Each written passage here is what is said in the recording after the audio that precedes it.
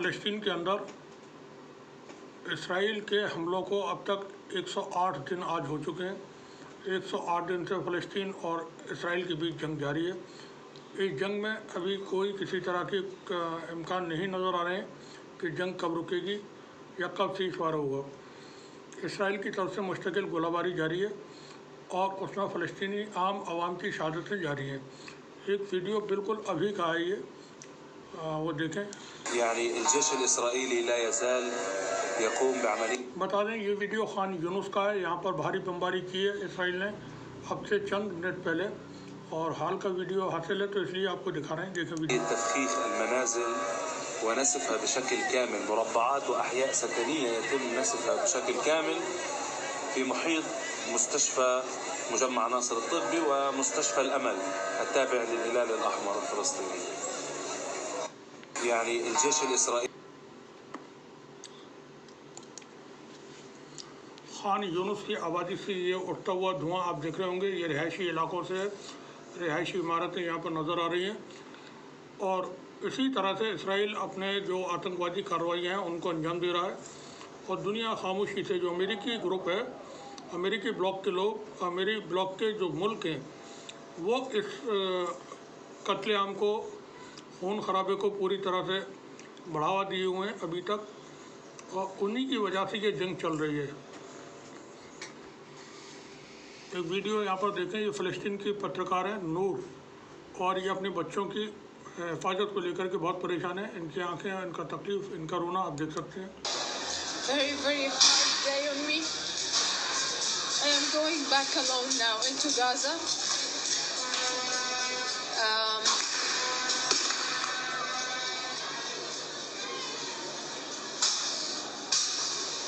But I'm relieved that they are safe. I'm relieved that I know that they are safe now. They are not being subjected to this horrific war. They can find easily food and water. They can sleep tight at night.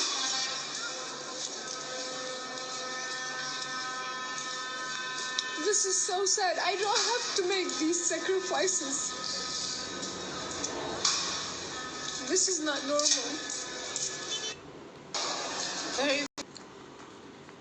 यहाँ पर Gaza के लिए protest हो रहा है Paris के अंदर, और ये लोग डिमांड कर रहे हैं कि सीज़ फायर हो, गाज़ा के अंदर जंग को रोका जाए।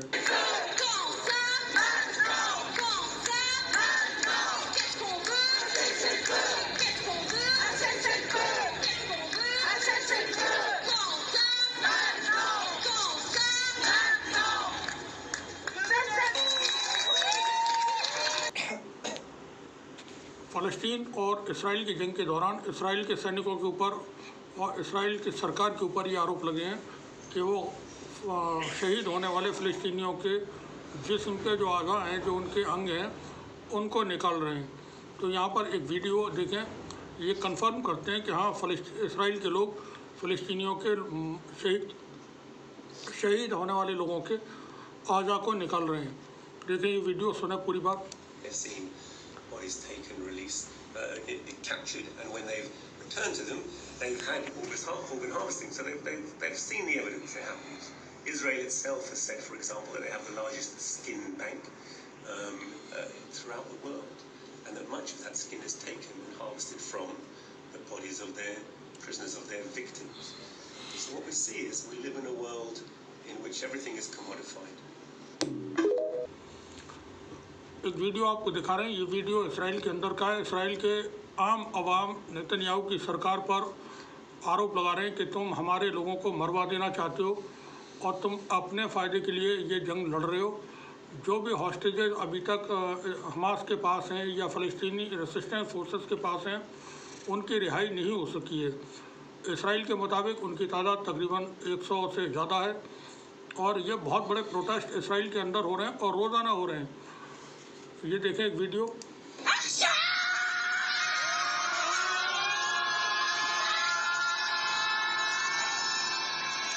यहाँ पर जो लोग जमा हैं, ये वो लोग जमा हैं ज़्यादातर इनमें से जिनकी फैमिली के लोग बंधक हैं अभी तक। 108 दिन आज, जैसा हमने बताया था, जंग को शुरू हो गए 7 अक्टूबर को ये हमास ने हमला किया था इसराइल के ऊपर। और हमास ने आज एक बहुत बड़ी तफसीली रिपोर्ट पेश की है जिसमें उन्होंने बताया है क्यों उन्होंने हमला किया था इसराइल के ऊपर 7 अक्टूबर को। अल-अक्सा फ्लड जो ऑपरेशन था उसको क्यों अंजाम दिया था, उस खबर को आप www.tcjnews.com पर पढ़ सकते हैं। इंग्लिश में वो खबर है, बहुत डिटेल में खबर है। तो यहाँ पर प्रोटेस्ट हो रहा है नेतन्याहू की सरकार और नेतन्याहू के ख़िलाफ़, और ये बंधकों के परिवार के लोग हैं, ख़ानदान के लोग हैं, वो कर रहे हैं।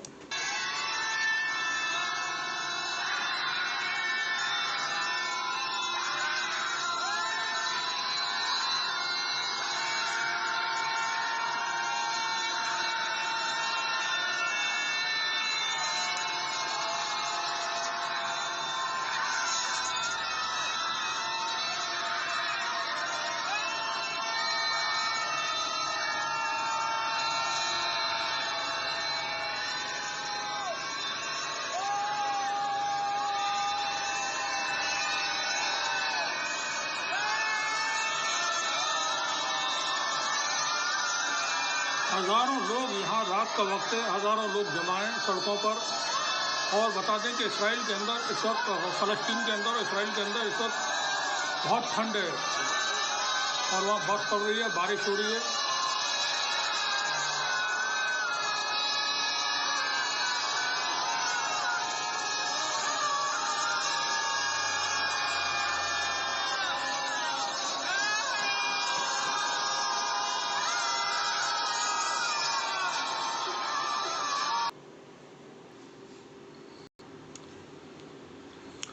बता दें कि इसराइल और फ़लस्तीन की जो जंग है वो 7 अक्टूबर को शुरू हुई थी, 7 अक्टूबर 2023 को। उस वक्त फ़लस्तीन रेसिस्टेंस फोर्सेस के लोगों ने बहुत बड़ा हमला किया था इसराइल के ऊपर, जिसके बाद इसराइल की तरफ से फ़लस्तीन के ख़िलाफ़ बड़ी कार्रवाइयाँ शुरू की गई और वो कार्रवाइयाँ अभी तक चल रही हैं। जानकारी के मुताबिक 35,000 से ज़्यादा फ़लस्तीनी शहीद हो चुके हैं और कई हज़ार यानी 75,000 से ज़्यादा लोग ज़ख्मी हुए हैं। वहीं इसराइल के भी सैनिकों की बहुत भारी संख्या में मौत हुई है यहाँ पर। और इसराइल की तरफ से जो आंकड़े दिए जाते हैं बिल्कुल गलत दिए जाते हैं। वो अभी तक अपने मरने वालों की जो उसके सैनिकों की मौत हो रही है उस पर झूठ पे झूठ बोला जा रहा है। अब यहाँ पर एंटनी ब्लिंकन ने पिछले सप्ताह सफ़र किया था मिडिल ईस्ट का, और तमाम जो इसमें पार्ट्स हैं, जो फरीक हैं, सबसे मुलाकात की थी, बातचीत की थी। उस वक्त उम्मीद थी कि कोई ना कोई सॉल्यूशन निकलेगा, लेकिन ऐसा नहीं हुआ। अमेरिका की तरफ से टू स्टेट सॉल्यूशन की बात कही जा रही है बार बार, लेकिन इसराइल की तरफ से उसको रिजेक्ट कर दिया जाता है। अब सूरत हाल ये है कि जंग जैसी थी वैसी चल रही है। हमास अभी इंटैक्ट है, पूरी तरह से वो कोऑर्डिनेशन के साथ मुकाबला कर रहा है। और उसको जैसा हम अपनी रिपोर्ट्स में बताते रहे कि हमास को ज़्यादा नुकसान अभी नहीं है।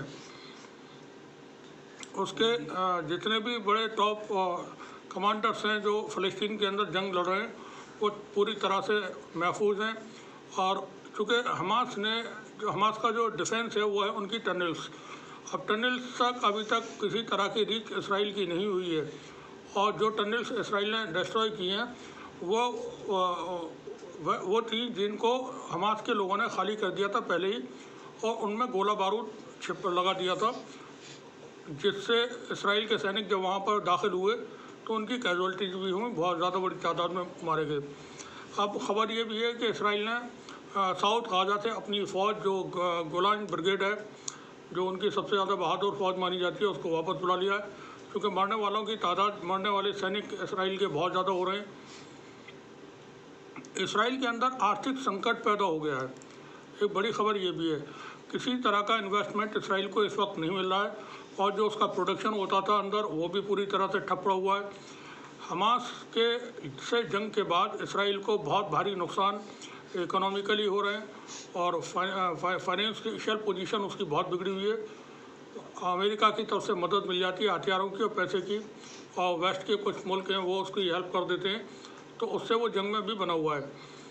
वहीं हमास के साथ हमास पूरी तरह, जैसा हमने बताया, वो इंटैक्ट है, उसकी पोजीशन बहुत स्ट्रॉन्ग है, और हमास अभी पूरे 1 साल तक कम से कम जंग लड़ सकता है इसराइल के साथ। उसकी तैयारी इतनी है, क्योंकि जो जंग शुरू की गई वो पूरी तैयारी के साथ शुरू की गई थी।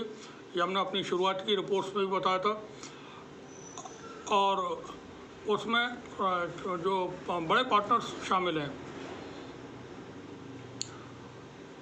इसराइल की तमाम कोशिशें हमास पर उसको फतह नहीं दिला सकती, ये बात बिल्कुल तय है। और अमेरिकन जो एजेंसीज हैं, अमेरिकी जो अखबार हैं, वो इसको लिख रहे हैं कि अभी तक हम इसराइल का कहना है कि हम 20% इसराइल के बड़े कमांडर्स को मार चुके हैं, या हमास के कमांडर्स को मार चुके हैं, या हमास के सैनिकों को। तो उनका कहना है अगर तुमने 20% लोगों को मार दिया है, हमास के सैनिकों को, तो उनके पास कुल 30 से 40 हज़ार सैनिक हैं, फिर तुम फतह क्यों नहीं पा रहे हो। तो तमाम दावे झूठे साबित खुद अमेरिकी एजेंसियां कर रही हैं। और नेतन्याहू की पोजीशन बहुत ख़राब है। ये आदमी एक वॉर क्रिमिनल है।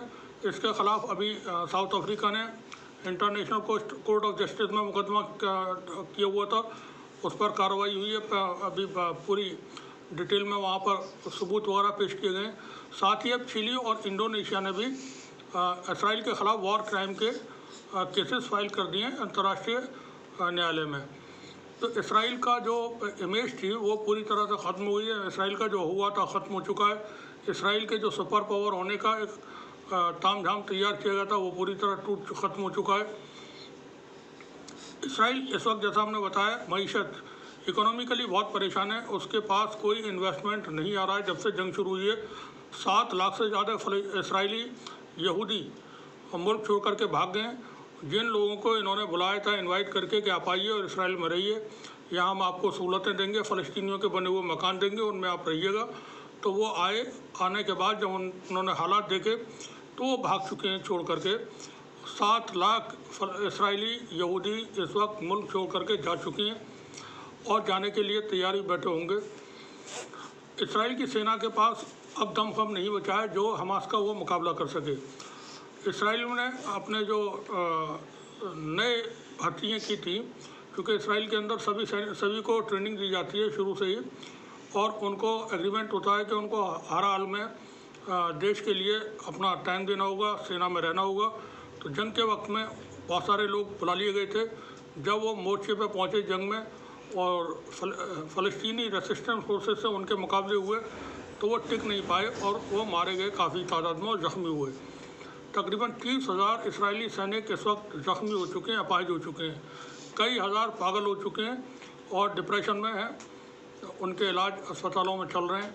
तो इसराइल इस वक्त फंसा हुआ है। इसराइल ने उसको बड़ी उम्मीद थी कि वो ज़मीनी ऑपरेशन में फ़लस्तीन के जो ग्रुप्स हैं उनको शिकस्त दे देगा, लेकिन हमास ने कहा था कि हम तुम्हारे लिए गाज़ा को तुम्हारे टैंकों का कब्रिस्तान बना देंगे। तो वही बात हुई कि जब इसराइल की तरफ से ज़मीनी ऑपरेशन शुरू किए गए तो वहाँ उसको भारी मार पड़ी और उसके टैंक्स वहाँ डिस्ट्रॉय हुए। बुलडोज़र और जो बख्तरबंद गाड़ियाँ वगैरह लेकर के ये पहुँचते थे, वो बहुत ज़्यादा तादाद में नुकसान हुआ।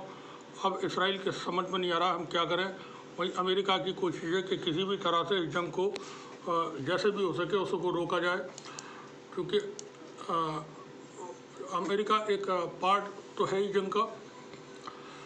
साथ ही अरब के जो देश हैं वो भी कोशिशों में है, सऊदी अरब भी है, और ईरान ने तो कमाल ही कर दिया है जंग के दौरान। ईरान ने अमेरिका की नाक में दम कर रखा है और इसराइल और अमेरिका की हिम्मत नहीं है कि ईरान के ऊपर एक भी हमला कर सकें किसी भी तरह का। जो जंग हो रही है ईरान के साथ, वो बचते बचाते सीरिया और इराक में जंग लड़ी जा रही है। सीरिया में कभी इसराइल की तरफ से हमले हो जाते हैं तो कभी अमेरिका की तरफ से हमले हो जाते हैं। इसी तरह से इराक के अंदर बीती रात इराक की रेसिस्टेंस फोर्सेस ने अब तक का सबसे बड़ा हमला किया अमेरिका की एनल असद मिलिट्री बेस पर, और ये हिस्टोरिकल है कि अब तक इतना बड़ा हमला नहीं हुआ था अमेरिकी किसी ठिकाने पर। तो अमेरिका की भी सांसें फूली हुई हैं।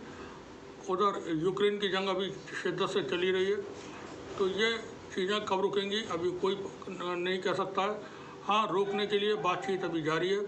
आज तुर्की में इस्माइल हनिया जो पॉलिटिकल ब्यूरो के इनके चीफ हैं हमास के, उन्होंने टर्किश फॉरेन मिनिस्टर से मुलाकात की है और वो मॉस्को भी पहुंचने वाले हैं 1-2 दिन में, जहां वो प्रेसिडेंट पुतिन से जंग को लेकर के बातचीत करेंगे। आज की कुछ अहम अपडेट्स यही थी। शुक्रिया आप सभी का, बने रहिए हमारे साथ 30 जंग न्यूज़।